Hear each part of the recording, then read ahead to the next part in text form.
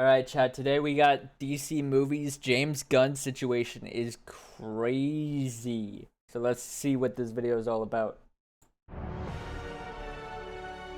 It's from one of my favorite channels for like movie news and MCU, DC, EU, Star Wars news, Stranger Things, emergency awesomeness.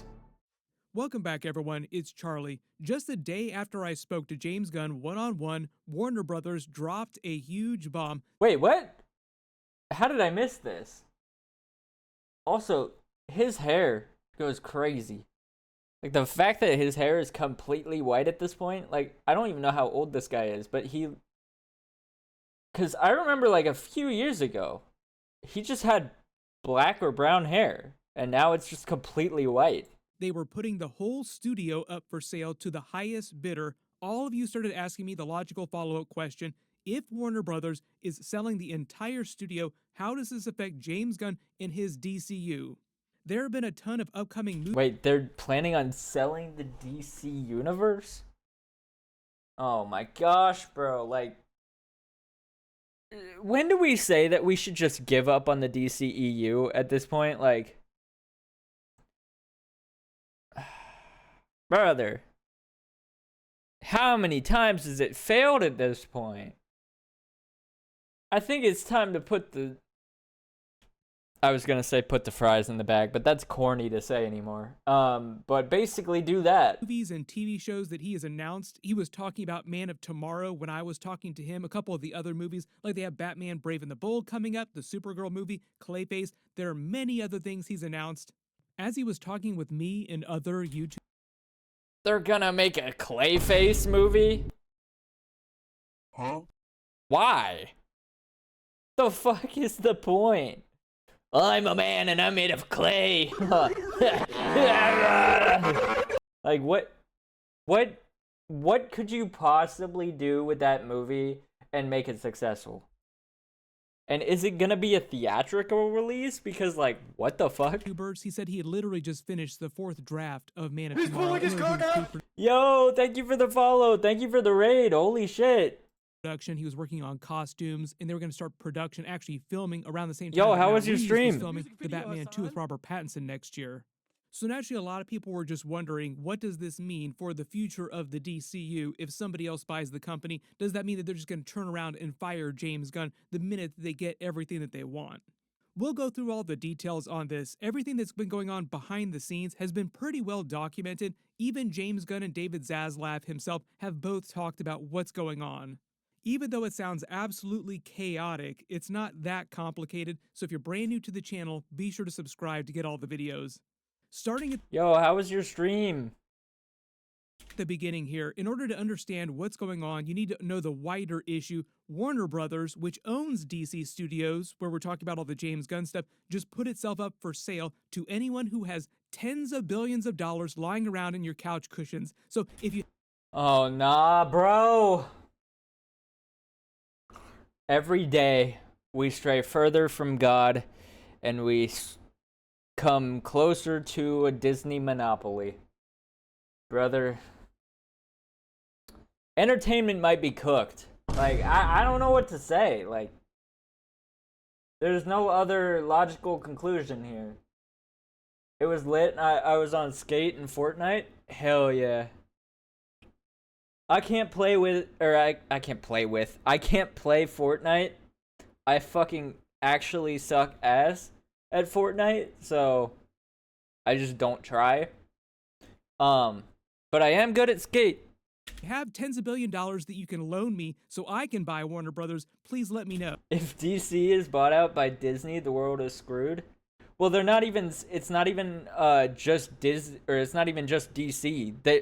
But yeah, holy shit.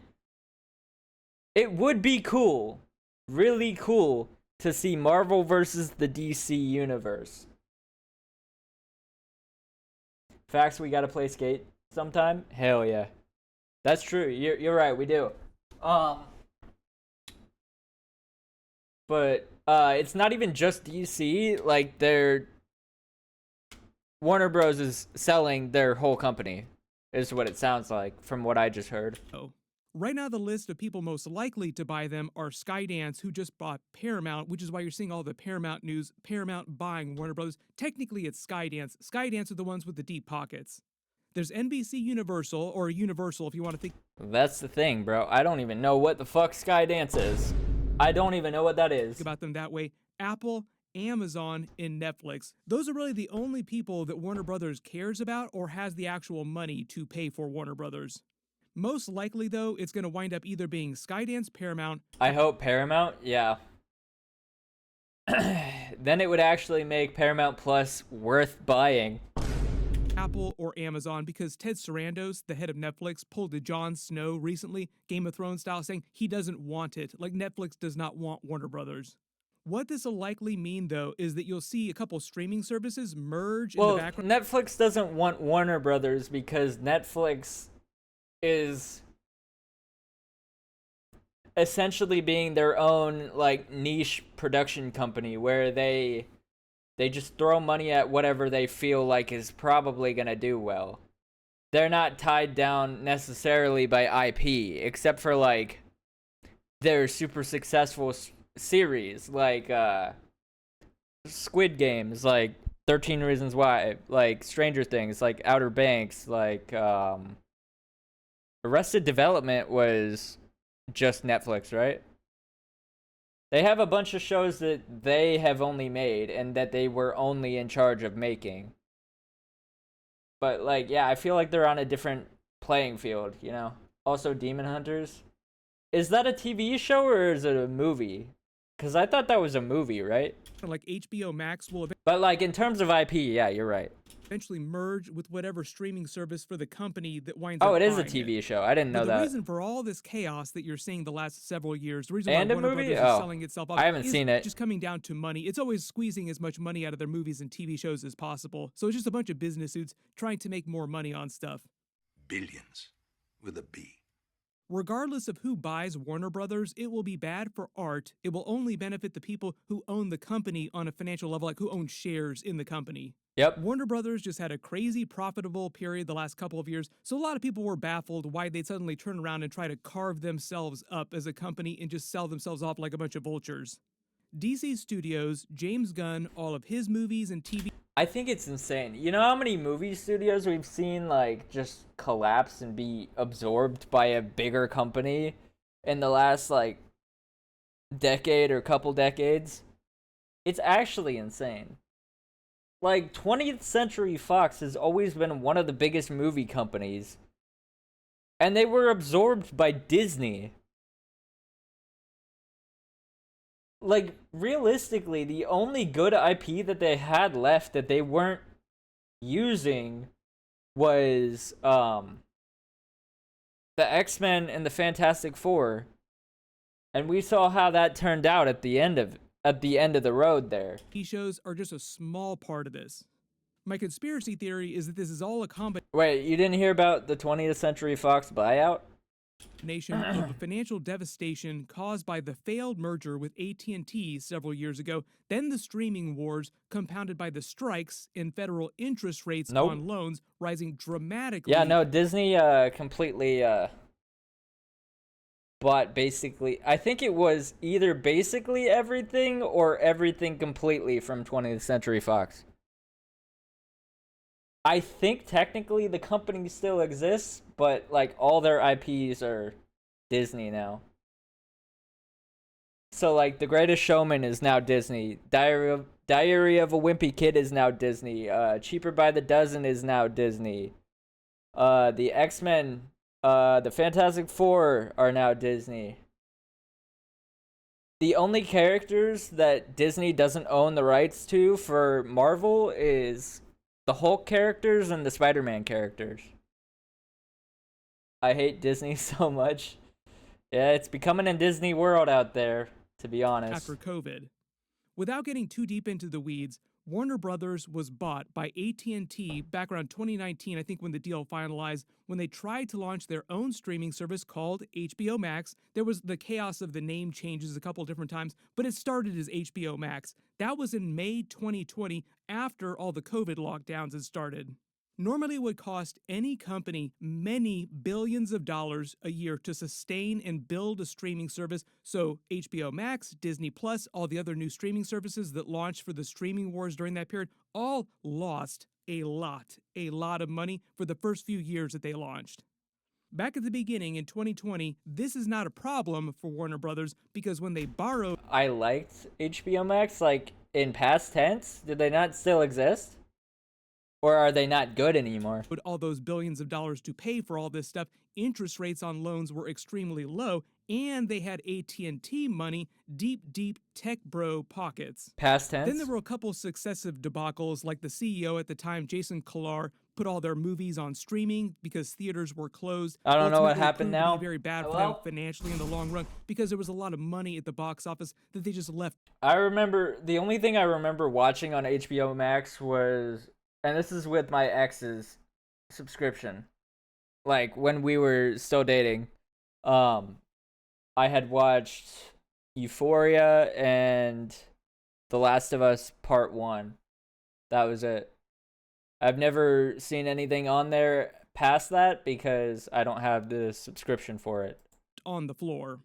AT&T saw how much debt that they were racking up because of the deal, decided that they didn't want Warner Brothers South anymore, Park? spun the company off with all the extra debt that they just accumulated trying to build that streaming network, and then they tried to merge with Discovery Networks, which formed Warner Brothers Discovery, which you see right now today. This is actually when David Zaslav came into the equation. As of me posting this video, like a couple years Yeah, they made Warner Bros. Discovery, and then they made a TV show on Discovery Channel with David Dobrik. after they hired David Zaslav, they're in the middle of unmerging with Discovery Networks now, which proved to That be was another failure. crazy. So 2 failed mergers back to back, Are you making stuff for other streaming services? both of which wound up costing Warner Brothers hundreds of millions of dollars. So you have about 5 years worth of Warner Brothers on a corporate level just burning giant piles of money, and it had tons of debt at the end of this. So currently it's spinning off its cable TV networks, which are losing money right now because cable is kind of dying, and passing most of their debt to them, and trying to carve out the streaming side of the business, like all the movies, the TV shows that they make, look way more attractive and profitable to potential buyers. Like, hey, why don't you buy the part of our company that actually does make money?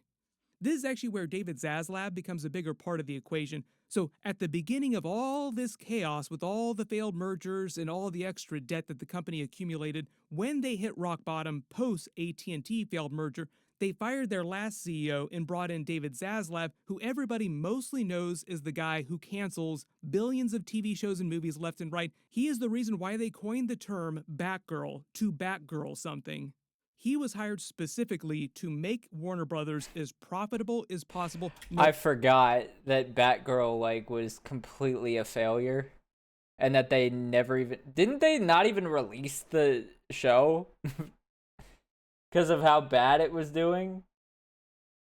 No matter what, and set themselves up for a buyout like what you see is happening with Paramount right now in present day. So basically the last couple of years have been David Zaslav trying to like winnow down and get rid of everything that was not making tons of money at Warner Brothers. This is also part of the reason why he specifically hired James Gunn to reboot DC movies back in 2022, because this was still early days of David Zaslav at the time, and he saw this underutilized DC movies and TV shows, like gold dollar signs in his eyes looking at DC like, look at all this untapped IP, how come we're not doing more with this? Naturally, he wanted a Kevin Feige figure to come in and orchestrate all that with a solid business plan, and that wound up being James Gunn and his producing partner, Peter Safran. James Gunn is just the creative side of it. Peter Safran does all the business-related stuff, like he signs all the checks, the human resources, pushes all the paper stuff. So here's where we bring it back around to James Gunn and the... Well, at least they have like a creative guy, and they have a pencil pusher guy. Because I feel like for Kevin Feige, they try to make him be both for the MCU.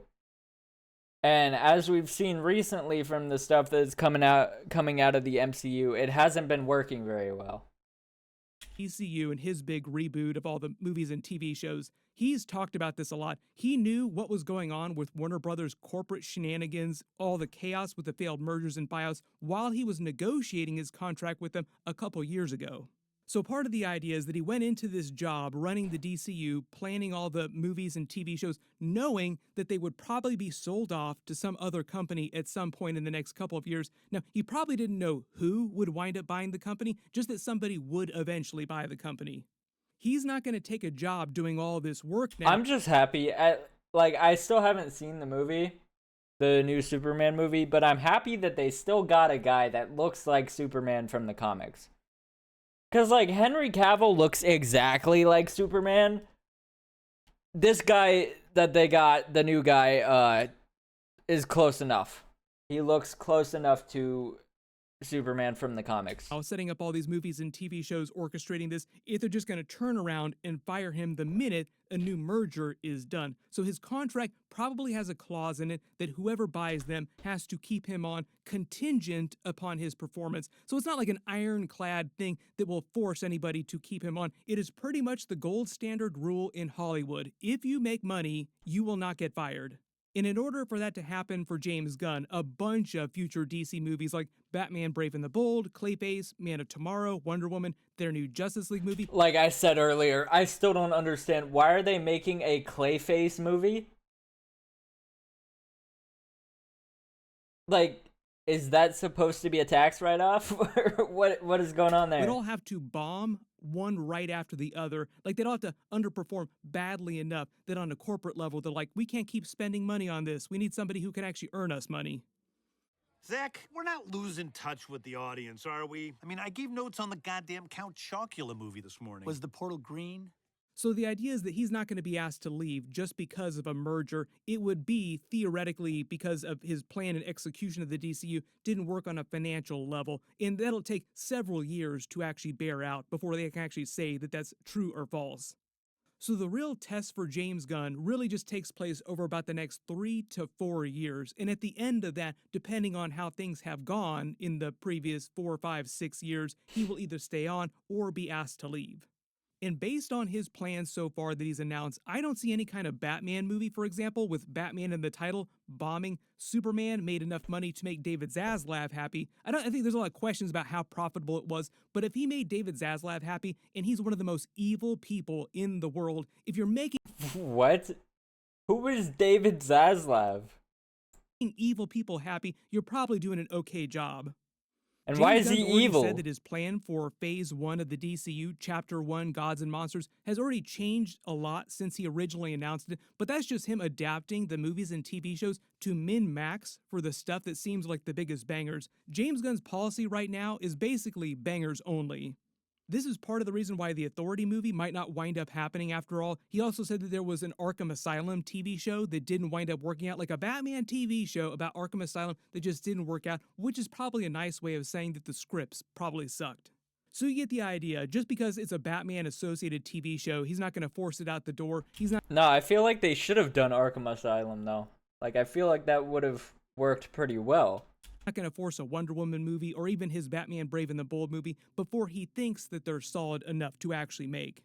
All to avoid another Justice League Whedon cut situation. Basically, The Wonder Woman thing, like, kind of annoys me because the first movie was great.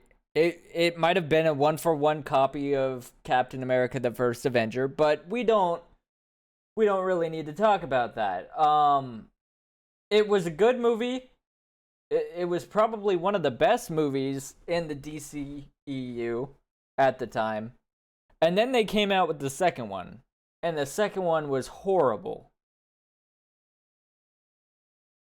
Like, how did you make such a bad second movie? And you have the perfect person to play Wonder Woman as well. And they just fumbled it completely. an example of a real... And I kind of hope that they keep Gal Gadot as Wonder Woman going forward because she's just too perfect for it. peak movie forced out the door before it was ready and it being a complete disaster. All you had to do was just wait a couple months so that Henry Cavill could shave that mustache. Real talk though, there were many things that were bad about the Joss Whedon cut of Justice League, not just the Henry Cavill mustache situation. Speaking of which, people were also asking if this Warner Brothers news means Zack Snyder is coming back. James Gunn is not leaving, but he has said in the past he's down to work with Zack Snyder on new DC movies or TV shows if Zack Snyder wants to, which is to say, it's an open door policy at DC Studios. Zack Snyder is mostly content right now, though, doing his own thing, making his own original IP movies instead of playing in somebody else's sandbox. But it's Do we think that Zack Snyder is going to continue with Rebel Moon though with Netflix? Because I feel like the first one was completely panned by people that just compared it to like Star Wars. Even though it was inspired by Star Wars technically a little bit, but like it's supposed to be a new type of sci-fi franchise. That's what his whole vision was. And then everyone was just like, it's just Star Wars, but bad. And it's like, well, that's not really fair, bro. Like, just give it a chance. a never say never kind of situation. Like, you could always eventually see a Zack Snyder DC Elseworlds movie inside James Gunn's DC studios. James Gunn. Oh, hi, Zack Snyder. Just saw your new cut of Superman, and word of advice, he's the man of steel, not the man of conversation. Personally, I would love to see an absolute universe in adult animation, like absolute Batman, absolute Wonder Woman. Just do it as Elseworlds. You let Zack Snyder come in and do something like that. He would be perfect for the absolute universe. Everybody post all your reactions in the comments below, and if you do have questions that I didn't address during the video or specific things, just write them in the comments and I'll try to answer them. Just because of the crazy nature of fandom in general, I would not be surprised if people are asking this question every single year for the next several years. My early theory on the very long term of this is that at the very least, he will stick around through his first big Justice League team up, and we will see after that. Like, it's too far in advance, like too many years in the future to accurately predict stuff. Really, we can only guess what's going to happen in the next 1 to 2 years. I had a lot of fun talking to him one-on-one. Click here for my video for that, and click here for my new Superman Man of Tomorrow video. Thank you so much for watching, and I'll see you guys in the next one. I don't know. I feel like the DC universe might be trying too hard to be the Marvel Cinematic Universe. Not that I don't think that they can be good. I just think maybe not everything was meant to be a hyper-connected universe immediately. It's the same thing with Star Wars. It never was supposed to be that, and they're trying to force it to be that, and that's why it keeps not working. Anyways, let me know what you think in the comments below. If you're watching this on YouTube, like and subscribe. Subscribe to Emergency Awesomeness. And also, if you want to become a channel member, membership is currently $1. If you'd like to support me. Anyways, I'll see y'all later.